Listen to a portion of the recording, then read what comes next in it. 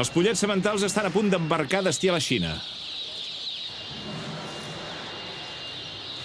Las cajas van por colores. Ah, mira que bé. Tenemos una especie de plan para distribuirlas. A veure. Verde, roja, verde. Verdes. Venga, aquí están las verdes. Esto es un Tetris, tal cual. Verde, amarilla, verde, amarilla. Dos rojas aquí. Una roja, una roja, una roja. Luego, verde, amarilla, verde. Verde, azul y dos rojas más. Ahora, ¿las pegatinas para aquí afuera o para afuera? Sí. Los amarillos Sí. son los más débiles. Vale. Entonces es la línea que intentamos de cuidar al máximo y, por ejemplo, ya no vas a ver muchas amarillas afuera porque es invierno.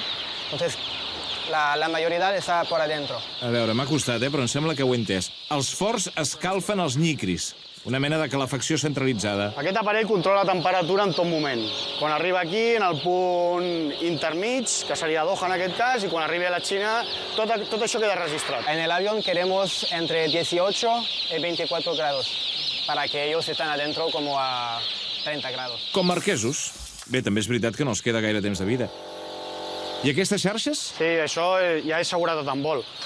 De fet, tots aquests reforços es posen perquè, veus, quasi no belluga. I dins de l'avió no pot haver moviment de la mercaderia.